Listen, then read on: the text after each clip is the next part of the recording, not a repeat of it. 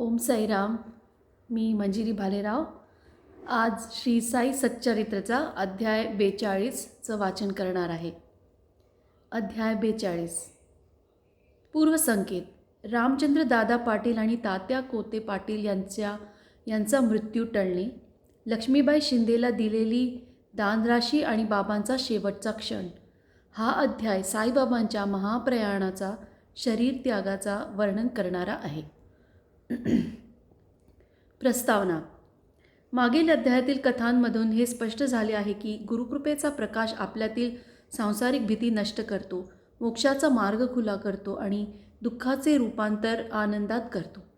आपण जर नेहमी आपल्या सद्गुरूंच्या पवित्र चरणांचे स्मरण करत राहिलो तर आपल्या सर्व क्लेशांचा अंत होतो, मृत्यूची भीती नाहीशी होते आणि या जन्ममरणाच्या चक्रातील दुःख नष्ट होते. म्हणूनच स्वतःच्या कल्याणाची इच्छा असणाऱ्या प्रत्येकाने या साई समर्थाच्या कथा श्रद्धेने आणि लक्षपूर्वक ऐकाव्यात, कारण त्या मनाला पवित्र करतात आणि आत्म्याला मुक्तीचा मार्ग दाखवतात. मूळ अध्याय 42च्या प्रारंभी हेमाडपंतांनी डॉक्टर पंडित यांच्या पूजेचा आणि त्यांनी बाबांच्या कपाळावर त्रिपुंड 3 आडव्या रेषा लावल्याचा प्रसंग वर्णन केला आहे. मात्र हा प्रसंग आधीच अध्याय 11मध्ये तपशिलावर सांगितला असल्यामुळे तो येथे पुनरावृत्ती टाळण्यासाठी वगळण्यात आला आहे. पूर्वसंकेत. आजपर्यंत वाचकांनी साईबाबांच्या जीवनातील विविध कथा ऐकल्या आहेत. आता त्यांनी बाबांच्या महाप्रयाणाविषयी कथा लक्षपूर्वक ऐकावी. 28 सप्टेंबर 1918 रोजी बाबांना सौम्य ताप आला. हा ताप सुमारे 3 दिवस टिकला आणि ताप उतरल्यावर बाबांनी अन्न ग्रहण करणे पूर्णपणे बंद केले. त्यामुळे त्यांची तब्येत हळूहळू खालावत गेली आणि शरीर अधिक अशक्त होत गेले.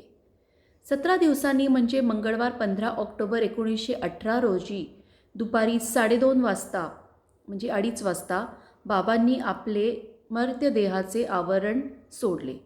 हा उल्लेख प्राध्यापक जी नारके यांनी 5 नोव्हेंबर 1918 रोजी दादासाहेब खापर्डे यांना लिहिलेल्या पत्रात केला असून तो साईलीला मासिकात प्रकाशित झालेला आहे. यापूर्वीच म्हणजे 1916 साली बाबांनी आपल्या देहत्यागाचा सूचक इशारा दिला होता, पण त्यावेळी कोणीही याचा अर्थ ओळखला नाही. तो प्रसंग असा होता. दसऱ्याच्या दिवशी जेव्हा गावातील लोक सीमोल्लंघन करून परत येत होते तेव्हा बाबा संध्याकाळी प्रचंड रागावले. त्यांनी आपल्या अंगावरील टोपी, कफनी, लंगोट काढून फाडले आणि धुनीमध्ये फेकून दिले. त्या क्षणी कोणीही समजू शकले नाही की हा राग आणि कृती म्हणजे त्यांच्या महाप्रयाणाचा संकेत होता. धुनीत टाकलेल्या त्या वस्त्रांच्या अर्पणाने जणू धुनीतील अग्नी अधिक प्रज्वलित झाला आणि त्याचप्रमाणे बाबांचे तेजही अधिकाधिक झळकू लागले. बाबा त्या क्षणी पूर्ण नग्न अवस्थेत उभे राहिले होते. त्यांच्या डोळ्यात लाल तेज प्रज्वलित होत होते. त्यांनी गर्जना केली, "अरे आता बघा आणि ठरवा, मी मुसलमान आहे की हिंदू." हे ऐकून सर्वजण थरथर कापू लागले. कोणीही त्यांच्याजवळ जाण्याचे धाडस केले नाही. काही वेळानंतर बाबांचे भक्त आणि कोडरोगी भागोजी शिंदे यांनी धैर्याने पुढे येऊन बाबांच्या कमरेला लंगोट बांधली आणि नम्रतेने विचारले, "बाबा, हे काय आहे?" "आज तर सीमोल्लंघनाचा दिवस आहे." यावर बाबा आपला सटका जमिनीवर आपटत म्हणाले, "हीच माझी सीमोल्लंघन." बाबांचा राग जवळजवळ रात्री 11 वाजेपर्यंत शांत झाला नाही आणि त्या रात्री चावडीची मिरवणूक होईल की नाही याबाबत लोकांना शंका वाटू लागली. सुमारे 1 तासानंतर बाबा हळूहळू शांत झाले आणि त्यांच्या नेहमीच्या स्थितीत परतले. त्यांनी नेहमीप्रमाणे वस्त्र परिधान केले आणि त्या रात्रीची चावडीची मिरवणूक ज्याचे वर्णन आधी केले आहे त्यात सहभागी झाले. या प्रसंगातून बाबांनी सूचित केले की दसरा हा त्यांच्या जीवनसीमेचे म्हणजे देहत्यागाचे सीमोल्लंघन करण्याचा योग्य काळ आहे. पण त्यावेळी कोणीही या सूचक इशाऱ्याचा अर्थ ओळखला नाही. बाबांनी त्यांच्या महाप्रयाणाचा आणखी एक संकेत दिला होता, जो पुढील प्रमाणे आहे. रामचंद्र दादा आणि तात्या पाटील यांचा मृत्यू टळवणे. रामचंद्र दादा काही काळानंतर गंभीर आजारी पडले. त्यांनी अनेक उपाय, औषधे आणि चिकित्सा केली, पण त्यांना काहीही आराम मिळाला नाही.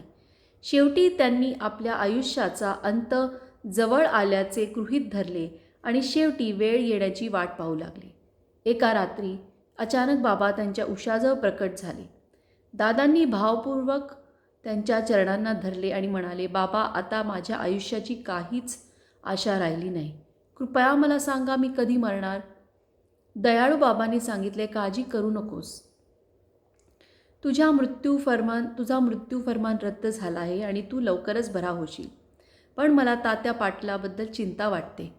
शके 1840 इ.स. 1918 च्या विजयादशमीला तो देह ठेवील. मात्र हे कोणालाही सांगू नकोस, नाहीतर तो फार घाबरेल. बाबांच्या या शब्दानंतर रामचंद्र दादा बरे झाले, पण तात्याच्या जीवाबद्दल ते सतत चिंताग्रस्त राहू लागले. कारण त्यांना ठाऊक होते की बाबांचे शब्द अटळ असतात आणि तात्या 2 वर्षाच्या आत देह ठेवणार. त्यांनी हा गुपित फक्त एकाच व्यक्तीला, बाबाचा भक्त बाळा शिंपी याला सांगितले. त्या दोघांशिवाय म्हणजे रामचंद्र दादा आणि बाळा शिंपी इतर कुणालाही या गूढ भविष्यवाणीची कल्पनाही नव्हती. आणि हे दोघेच तात्याच्या आयुष्याबद्दल आतून चिंतेने व्याकुळ झाले होते. रामचंद्र दादा लवकरच उठले आणि पूर्वीसारखे चांगले चालू बोलू लागले. वेळ झपाट्याने पुढे सरकत गेला.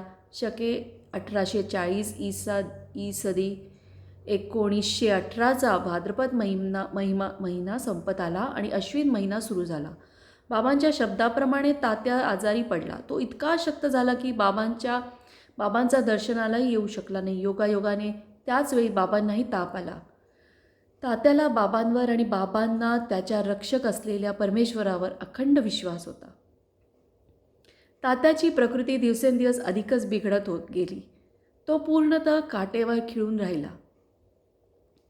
पण त्याचे मन सदैव बाबांच्या चिंतनात मग्न होते. बाबांची तब्येतही जवळपास तात्या इतकीच खालवत गेली. बाबांनी सांगितलेला दिवस विजयादशमी झपाट्याने जवळ येत होता. रामचंद्र दादा आणि बाळाशिंपी यांची भीती वाढत गेली. त्यांना वाटले, बाबांचे वचन खोटेच ठरू शकत नाही. आता तात्याचा शेवट जवळ आला आहे.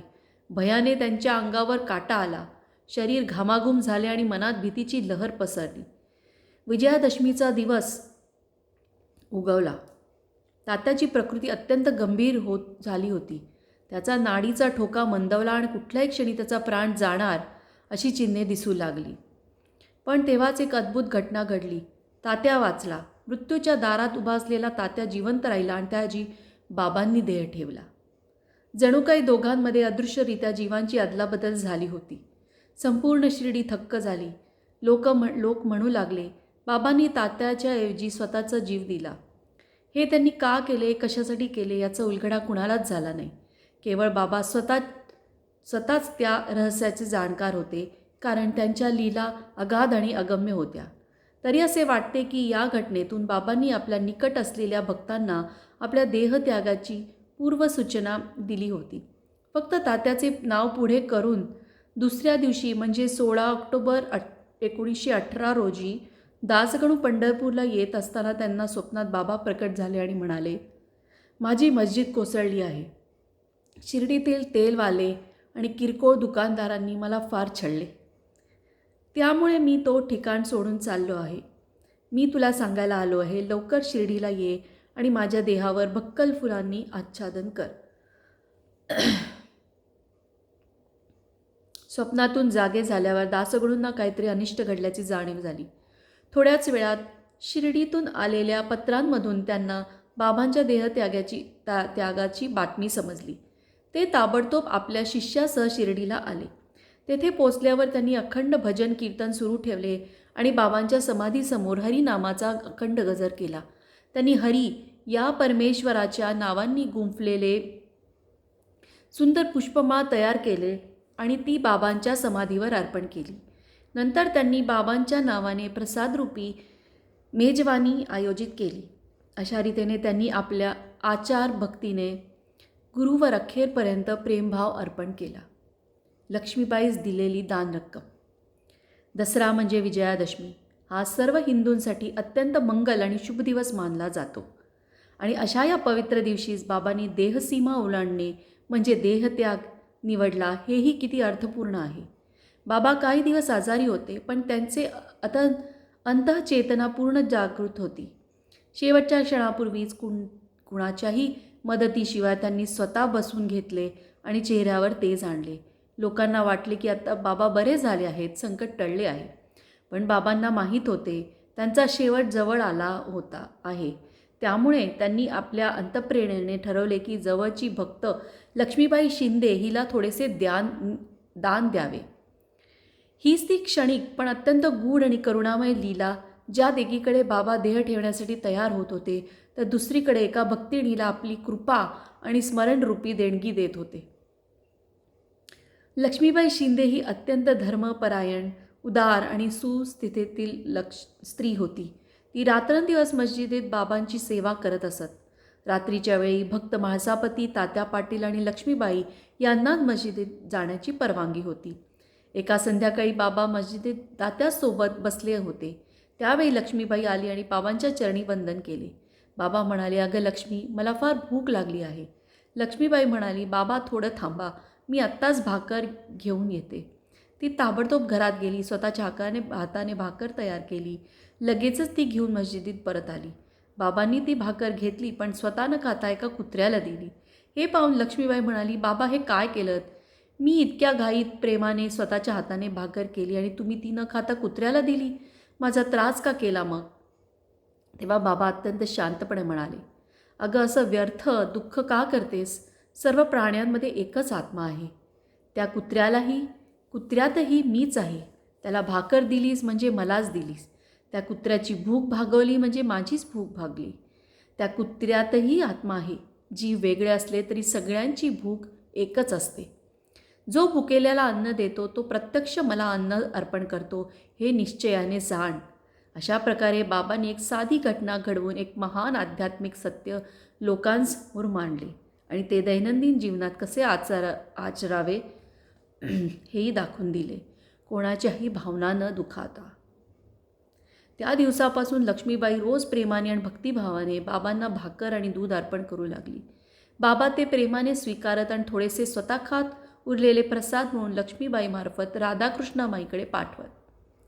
ती आनंदाने बाबांचा तो उरलेला प्रसाद ग्रहण करत असे. ही कथा तशी साधी वाटली तरी ती महत्त्वाची आहे, कारण ती दाखवते की साईबाबा सर्व प्राणी मात्रांमध्ये व्यापलेले होते आणि त्यांच्याही पलीकडे होते.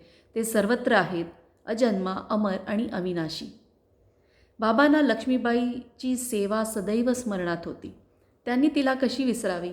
देह ठेवण्याच्या अगदी काही क्षणापूर्वीच त्यांनी आपल्या खिशात हात घातला आणि तिला प्रथम 5 रुपये आणि नंतर 4 रुपये असे एकूण 9 रुपये दिले. ही 9ची संख्या अत्यंत अर्थपूर्ण आहे. ती अध्याय 21 मध्ये वर्णिलेल्या भक्तीच्या 9 प्रकारांच्या प्रतीक आहे. लक्ष्मीबाई सुस्थितीत होती. तिला पैशांची गरज नव्हती, तरी बाबांनी तिला ही देणगी देऊन चांगल्या शिष्याच्या 9 गुणांची आठवण करून दिली, जसे की भागवत स्कंद 11वा अध्याय 10वा श्लोक 6वा मध्ये नमूद आहे. त्या श्लोकात आधी 5 आणि नंतर 4 गुण वर्णिले आहे. बाबा देखील त्याच क्रमाने वागले. आधी 5 रुपये दिले आणि नंतर 4, एकूण 9. लक्ष्मीबाईच्या हातून अनेकदा 9 रुपयांची देवाणघेवाण झाली होती, पण बाबांनी दिलेले हे 9 रुपये तिच्यासाठी अमूल्य स्मृती बनले. ती आयुष्यभर ही देणगी आणि त्यामागचा आशय विसरली नाही. शेवटच्या क्षणापर्यंत पूर्णपणे सजग आणि जाणीवेत राहून बाबांनी आपल्या शेवटच्या काळात काही अत्यंत सूक्ष्म काळजी घेतली. भक्तांवरील प्रेम आणि आपुलकीच्या बंधनात अडकू नये म्हणून त्यांनी सर्वांना बाहेर जाण्याचा आदेश दिला. त्यावेळी काकासाहेब दीक्षित, बापूसाहेब बुटी आणि इतर काही भक्त मस्जिदीत उपस्थित होते आणि अत्यंत चिंतेने बाबांकडे पाहत होते. पण बाबांनी शांतपणे सांगितले, "तुम्ही आता वाड्यात जा आणि जेवून मग या." त्यांना बाबांचे शब्द पाळावेच लागले, पण मनाने ते जाऊ शकत नव्हते. मनावर दगड ठेवून जड पावलांनी ते वाड्याकडे निघाले. त्यांना ठाऊक होते की बाबांची प्रकृती अत्यंत गंभीर आहे. जेवणास बसले तरी त्यांचे विचार फक्त बाबांकडेच होते. तेवढ्यात बातमी आली की बाबांनी देह ठेवला आहे. थाळ्या सोडून ते धावत मस्जिदीत पोचले. तेथे त्यांनी पाहिले की बाबा शांतपणे बायजीच्या मांडीवर विसावले होते. त्यांनी ना जमिनीवर पडून देह ठेवला, ना पलंगावर झोपून, तर स्वतःच्या जागेवर बसलेल्या स्थितीत स्वतःच्या हाताने दान देत देह ठेवला. संत हे शरीर धारण करून या जगात विशिष्ट कार्यासाठी येतात. ते कार्य पूर्ण झाले की ते जसे सहजपणे आले तसे शांतपणे निघून जातात. निस्सीम, निर्विकार आणि पूर्णत्वाच्या स्थितीत. श्री साईनाथ महाराज की जय. सर्वांना शांती लाभो. हा अध्याय इथेच समाप्त होत आहे. ओम साईराम. जय मोहनजी. नमस्कार.